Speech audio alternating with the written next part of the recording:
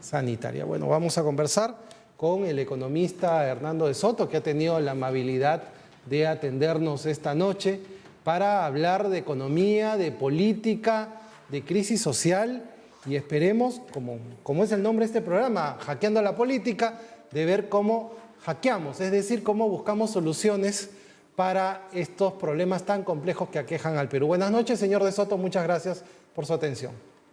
¿Qué tal? Buenas noches, gracias por su invitación.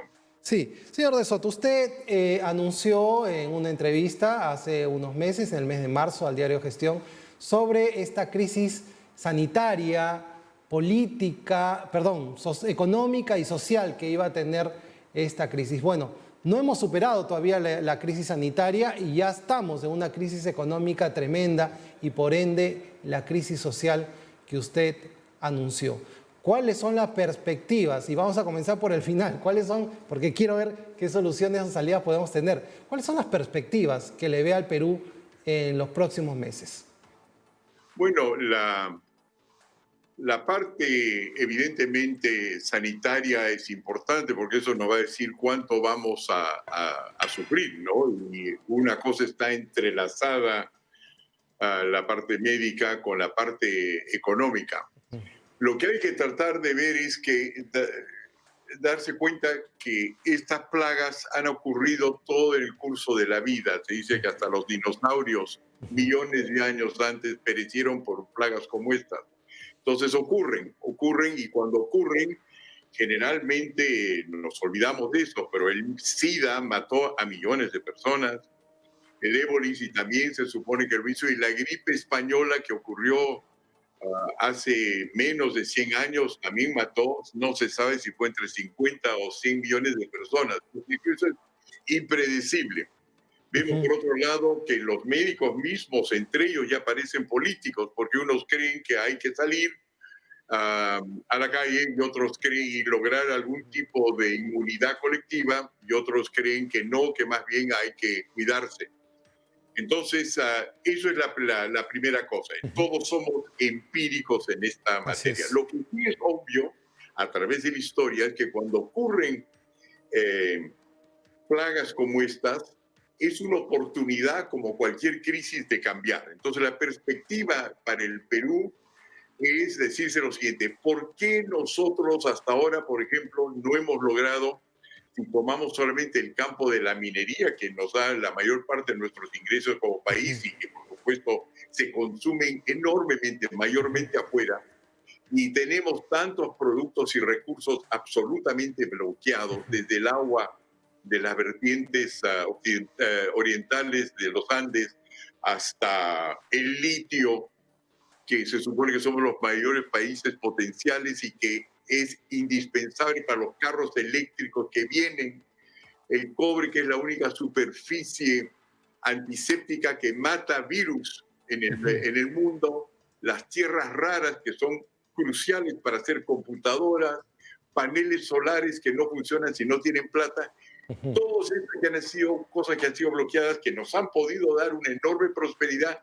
Esta es la oportunidad por la crisis de subsanar todo eso, es decir, de poder ya desbloquear la economía, porque si dejamos solamente la posibilidad de una reactivación, es decir, recuperar lo del pasado en lugar de mirar a futuro, eso no va a ser suficiente. Entonces, la buena cosa es que estamos ahora listos, porque el pueblo está listo, los políticos no les queda otra cosa porque van a gastar el dinero rápidamente, que de renovar el Perú y realizar nuestro potencial, que es mucho más grande que nuestro pasado. Ahora, señor de Soto, usted acaba de hacer un análisis precisamente sobre la cuarentena. Fue una cuarentena en todos los sentidos, se cerró la actividad económica, se paralizó la economía, no hay inversión y ahora simplemente lo que está movilizando la economía es el gasto público, porque el sector privado efectivamente también está esperando ver que el horizonte sea más claro. ¿Cómo evalúa usted que el gobierno sea el único que esté ejecutando gasto en este momento?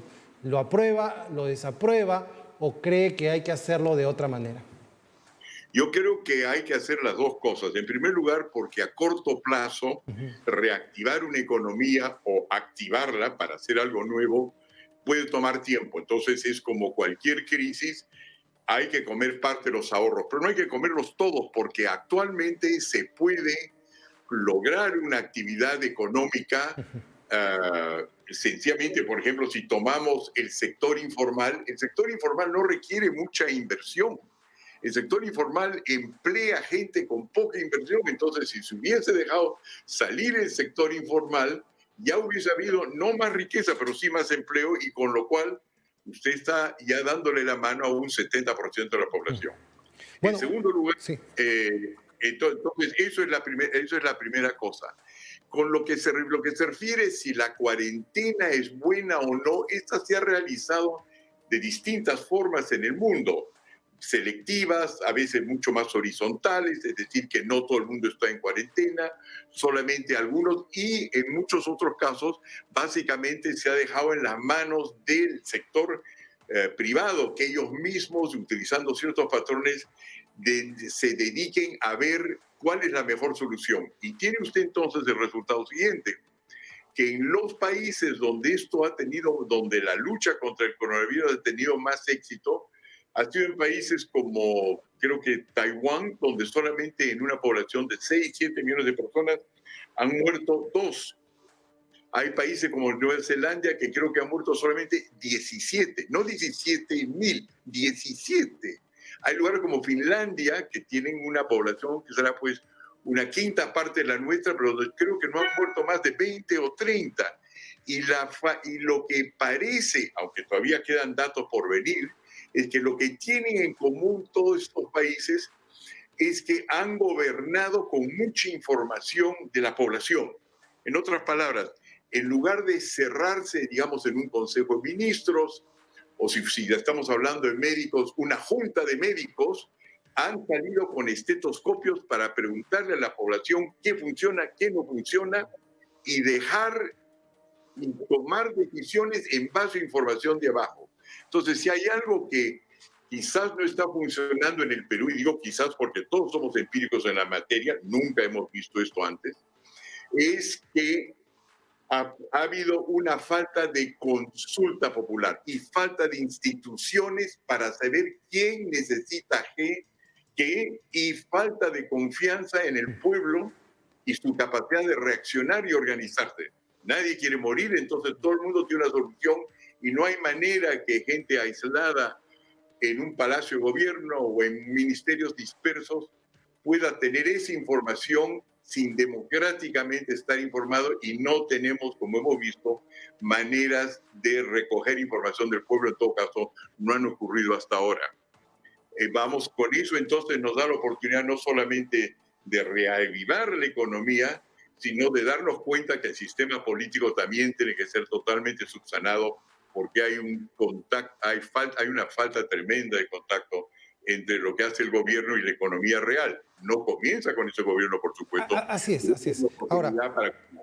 Ahora, entrando a este tema que ha sido, creo, gran parte de su investigación, que es el tema de la informalidad, ¿no?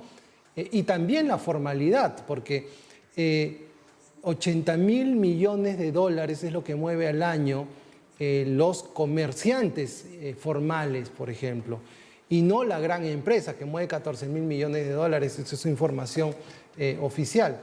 El problema es por qué la reactivación, si era más simple para estos sectores formales, que también trabajan con sectores informales, como usted dice que es el 70%, ahora seguro va a ser un poco más debido al nivel de desempleo que esta crisis genera.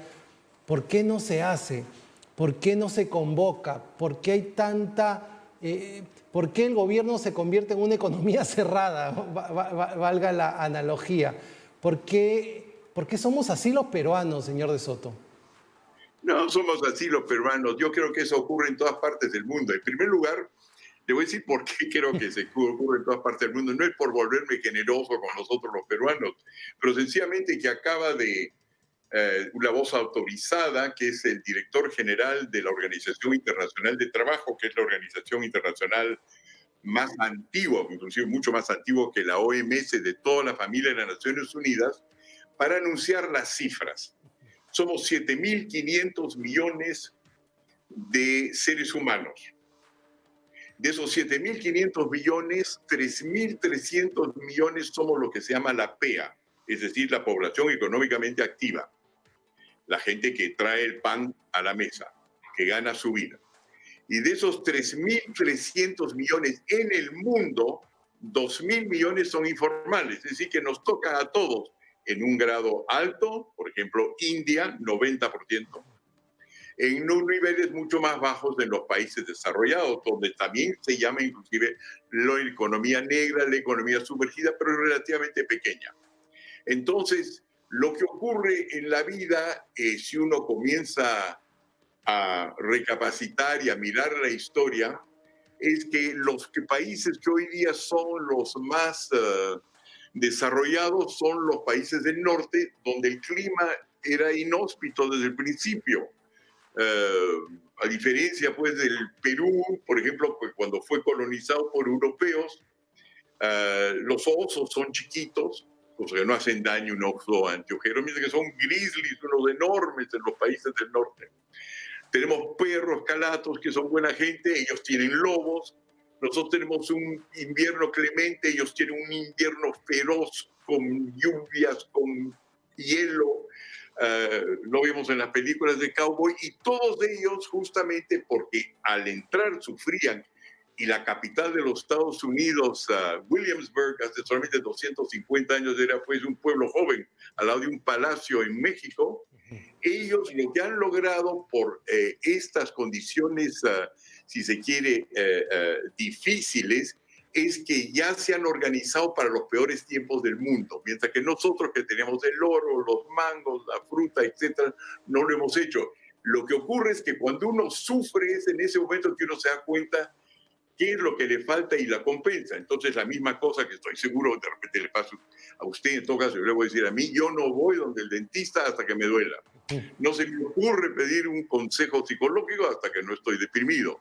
Entonces, lo que está ocurriendo ahora es que nosotros que no tenemos memoria de haber sufrido una plaga, recién nos está dando duro, y este es el momento de aprovechar, como todos los dramas que vienen en la vida, para cambiar lo que no funciona, y nos estamos dando cuenta de la cosa siguiente, que nuestros académicos y nuestros intelectuales han perdido el tiempo diciendo que el sector informal es una falta de disciplina.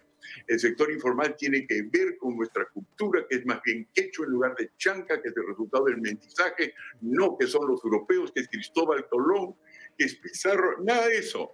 Los que han sufrido y han perdido el 60% de sus ahorros y sus ingresos, según la Organización Internacional del Trabajo, desde el primer mes de la crisis, son los que no tienen capital, los que no tienen propiedad. Entonces, nada de que los quechuas, los aymaras, los zulus, los blancos, nada de eso. Son los que no tienen acceso al capital. ¿Y quiénes son los que no tienen acceso al capital? Son los informales. ¿Y por qué razón? Porque la formalidad exige un precio, un costo, un trámite, una cantidad de bloqueos que conocemos todos los días que les impide formar ahorros, les impide crecer, y más bien tenemos una serie de personas en el Perú que dicen, bueno, no crecemos porque hay una vocación a la microempresa. Estamos condenados y nos gusta ser pequeños. Y hoy usted, la gente está mal nutrida en la selva, pero oiga, esa es nuestra civilización. No los vamos a traer al mundo moderno. Hay que respetar su cultura. Bueno, ahí está. Hay que respetar su cultura y se están muriendo como moscas. El hecho es que en un mundo que no lo hemos creado los peruanos, donde hay contagios, hay industria, tenemos que cambiar nuestras formas tradicionales de ser y dejar que los muertos que creían en las tradiciones, se dice que la tradición es la democracia donde votan los muertos, dejen de dominarlos, y este es el momento de comenzar a modernizarse y darse cuenta que la informalidad es el resultado de una mala formalidad, a tal punto que la mayor parte de peruanos no les gusta tener sus ahorros en el Perú porque temen por ellos. Así No es. les gusta tener sus casas en el Perú porque los van a expropiar. Y no les gusta hacer trámites porque no les gusta hacer colas. Y por último, no les gusta el hecho de que pueden entrar a prisión preventiva. Y si usted ve todas las personas que van a prisión preventiva, no hay ningún informal de los famosos, todos son formales. Entonces no hay un país formal que es bueno para ninguno de nosotros, y es tiempo de cambiar eso en lugar de echarle la culpa a la pobre gente que está en la calle. Y yo me voy a quedar con eso, señor De Soto, que he dicho que fue con lo que comenzamos, ¿no? La gran oportunidad es que ahora podemos entrar a una formalización. Y ha pasado con los bonos. Miren, todavía no podemos ejecutar la transferencia de bonos precisamente por esta informalidad. No hay inclusión financiera, todo lo que se habla, todo lo que hablaban los gobiernos, y le cae a todos, ¿ah? El de ahora y los de antes. Le cae todo. Así es, y hay una cultura también que tenemos que cambiar. Ahora, en materia política, señor De Soto, usted ha sido bastante cauto en las declaraciones que nos está dando, pero ¿qué evaluación le hace al presidente Martín Vizcarra? ¿Qué le parece el manejo de la crisis, de la emergencia y ahora, sobre todo, con esta reciente crisis política que se ha generado con el Parlamento? Bueno, en primer lugar, yo creo que dado que él es quien es decir, un gobernador que entiendo yo fue muy eficiente, o así se hablaba inclusive durante la campaña política como gobernador de Moquegua. Una persona que ha sabido surgir en política, ha liquidado a sus enemigos, que es lo que tienen que hacer los políticos, y se ha quedado solo. Es obvio que sabe actuar solo y que es obviamente valiente. Ahí está con su blue jean, su camisa blanca, tomando decisiones y se ve que está cool, no está en control de sí mismo. Pero lo que ocurre es que esa visión que le permite a él moverse a corto plazo, cuando ha venido un problema de largo plazo, que es la pandemia, ¿no? Que es el hecho que nuestra economía, donde decíamos que ya no hay extrema pobreza, la han liquidado así en 2 meses, cosa que hay extrema pobreza. Y esas cifras son falsas, no son estadísticas, son típicas cosas que hacemos los economistas, de darle una etiqueta equivocada a las cosas para reclamar algún tipo de mérito. Él, por el momento, no tiene cómo, estoy seguro que se arrepiente, de cómo nutrirse de la información que es necesaria para gobernar un país con 32 millones de habitantes. En otras palabras, el Estado que ha creado, que no tiene ni siquiera parlamentarios que representan día a día el voto de los ciudadanos y que tiene que refugiarse en juntas médicas que no saben sacar el estetoscopio, el termómetro y metérselo a la boca de los ciudadanos para saber qué es lo que realmente pasa, si no son juntas de médicos que se inspiran en la OMS y los carnés venidos de afuera. Está haciendo lo único que se puede hacer con falta de información, que se está haciendo las cosas mal. Está haciendo las cosas mal porque no tiene pues los instrumentos para ver qué pasa. Tengo las herramientas para la toma de decisiones. Las estadísticas, claro, las estadísticas que indican anteriormente es que todos aquellos que tienen los mejores sistemas democráticos, los finlandeses, los alemanes, la isla de Samoa, Taiwán, son los que menos muertos tienen, porque en esto somos empíricos y la única manera de saber qué es lo que hay que hacer en cada caso es mirar síntomas, recibir retroalimentación y poder mirar el largo plazo. Y no existe. No existe. Ahora mismo ha llamado un referéndum, por ejemplo. Eso no es referéndum lo que le está llamando sobre la inmunidad. Eso se llama plebiscito. Es decir, que vamos a votar dentro de no sé cuántos meses en una opción y otra. Un referéndum es una cosa que en un país europeo se ocurre cada día, cada semana, donde el gobierno está informado a través de varias vías descentralizadas de qué es lo que está ocurriendo en qué lugar, y al no tener eso necesariamente no le van a salir las cosas. No porque sea un mal hombre, sino porque ni él, ni como usted decía, todo les cae, ni todos sus antecesores han puesto en funcionar un verdadero sistema democrático que es mucho más allá, va mucho más allá que tener elecciones. Significa esencialmente gobernar con un pueblo informado, con una prensa libre que puede criticar y que permite inventar rumbos cuando es necesario hacerlo. Así es. Señor De Soto, para ir cerrando, ¿usted evalúa ser candidato en las próximas elecciones presidenciales del 2021? Yo no estoy en nada metido en eso, hablando de desinformados, no estoy metido en nada de eso. ¿Y por qué razón le digo que no quiero entrar en ese tema? Porque no quiero regalarle a nadie, y si usted me permite, con la mejor voluntad del mundo, ni a usted, una especie de titular, dice que no, dice que sí, porque eso desvía de otro mensaje que yo tengo que creo que es mucho más valioso, que es seguir informando cómo es y tener los planes necesarios para que cualquiera que los quiere realizar pueda efectivamente transformar este país, porque sí sé dónde no funciona la formalidad. Y yo puedo hacer eso de cualquier posición y quisiera no entrar en el tema de qué Correcto. posición quiero yo, cuando en el fondo no deseo ninguna posición posible, sino lo que yo deseo personalmente es que no me agarre y no quiero conocerlo No hay personalmente al problema. señor coronavirus. Está muy bien. ¿En cuánto tiempo cree usted que el Perú tendrá una reactivación económica de acuerdo a los niveles en los cuales podemos estar? ¿O eso recién se puede medir a partir de la vacuna? No, yo creo que hay varias personas que yo conozco de muy alta autoridad, médicos que manejan países, ¿no? Lo conozco en el caso de los Estados Unidos, he sido familiarizado por razones que no vienen al caso ahora, que no creen que se va a desarrollar una vacuna.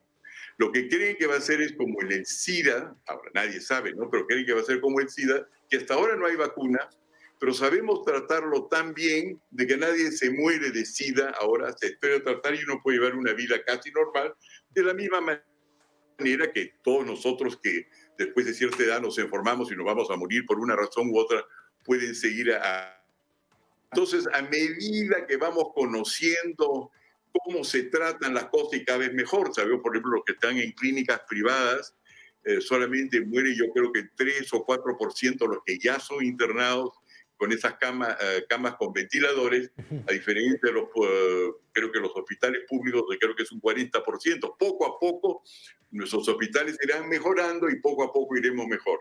Entonces, lo que es importante darse cuenta en este momento es que nos va a ir mucho mejor, sobre todo porque se van a agotar nuestras reservas, no va a llegar el dinero al sector informal, porque entre otras cosas usted no sabe dónde está viviendo. Si no tiene buen título, ¿cómo va a saber usted a dónde manda el sobre? Es Entonces, lo que es crucial es no solamente cuidar la salud, sino cuidar la economía, porque la economía es lo que a la larga hace que la gente salga a la calle, lo que deja que los demagogos toman el poder y lo que lleva a la violencia.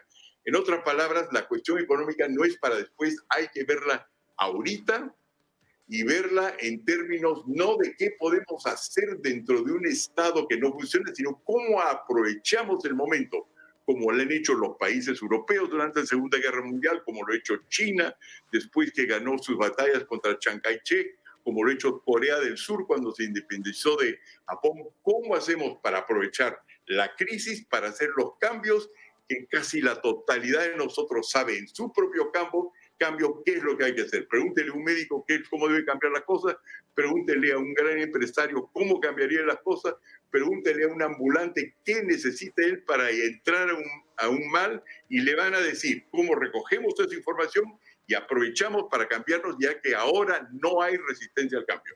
correcto. Y para terminar, señor De Soto, porque le agradezco realmente por el tiempo que nos está brindando, no estamos en una isla, ¿no? Hasta las islas están globalizadas en este momento. Entonces, ha habido, según su consideración, un rompimiento del equilibrio económico, político, social en materia global. Si es así, ¿esto cómo se recompone? Y si no es así, ¿cómo va a ser esta nueva normalidad en la cual vamos a funcionar en nuestras relaciones comerciales internacionales? Yo lo que creo, lo que yo percibo es la cosa siguiente, que lo que se ha roto es la coordinación global. La coordinación global a nivel político. Creo que usted lo estaba anunciando anteriormente, los Estados Unidos sale de la OMS, etcétera. Lo que sabemos es que en este momento, cuando los europeos están tratando de ver de qué manera enfrentan el coronavirus y la crisis política y la económica, uno ya no escucha hablar de la Comunidad Económica Europea. Lo que escucha usted hablar es qué va a hacer Italia, qué va a hacer Francia, qué va a hacer Inglaterra. Cada uno está por su lado. Entonces, la primera cosa que sabemos hoy día es que si algún momento creíamos que éramos gobernados globalmente a través de sistemas de Naciones Unidas, los pactos de la OTAN y la PEC, eso ya hoy día es un mito. Hoy día el presidente Vizcarra determina el futuro de los peruanos desde Tacna hasta Tumbes, y en los Estados Unidos desde la frontera norte de Canadá hasta la frontera sur de México. El Estado-Nación ha regresado con toda su vigorosidad. Entonces, políticamente, en términos de globalmente coordinarnos mejor, estamos viendo que no hay un poder central. Pero económicamente, sí están funcionando las cosas.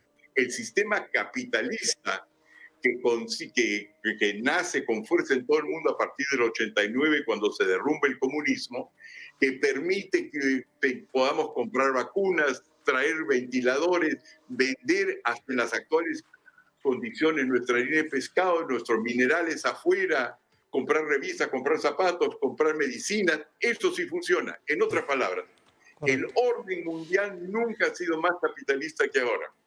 Nunca.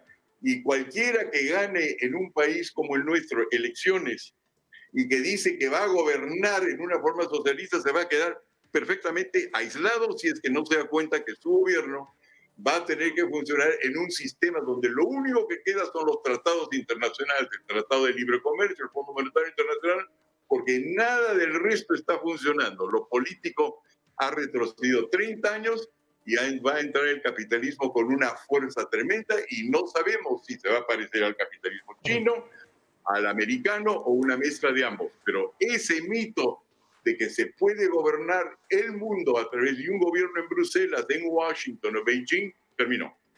Correcto. Terminó. Bueno, ha cambiado, entonces hay nuevo orden mundial, es lo que va a haber. Hay un Muchas orden gracias. mundial y creo que lo que usted, su pregunta, si ya dirigían esto, ¿en qué estado se encuentra el Perú? La respuesta es, querido señor, solos. Depende de nosotros. No hay barco, crucero, portaaviones exterior que nos va a salvar. Los peruanos tenemos que levantarnos solos. Miren, los Estados Unidos, en el fondo, a pesar de decir que van a aguantar una agresión china en el mar del sureste, no pueden meter ni gente en un portaaviones porque les da todos coronavirus. Olvídense que cómo será en un avión bombardero y cómo será todavía en un submarino. Estamos solos y eso está bien, porque vas a tener que recuperar confianza en nosotros y dejar de decir yo estudié en Europa y la cosa va a venir de acá. Estamos solos y tenemos que enfrentarnos a nosotros y yo creo que eso es una cosa sana a la larga. Vamos a sufrir, eso sí, en el entretanto. Yo le agradezco muchísimo por la declaración que nos ha dado el día de hoy y lo estaremos molestando varias veces para hablar especialmente de este tema que nos afecta, que es la informalidad. Y hay que hacer docencia, hay que generar confianza y sobre todo que sea el gobierno el que le dé la confianza a la gente. Usted lo ha dicho, es bien difícil el poder desarrollar la economía, el poder integrar, si es que ni siquiera sabemos quiénes somos y a quiénes le damos las cosas. Muchísimas gracias, señor de Soto, por participar esta noche. Gracias por su invitación, espero verlo pronto de nuevo. Muchas gracias, muy buenas noches.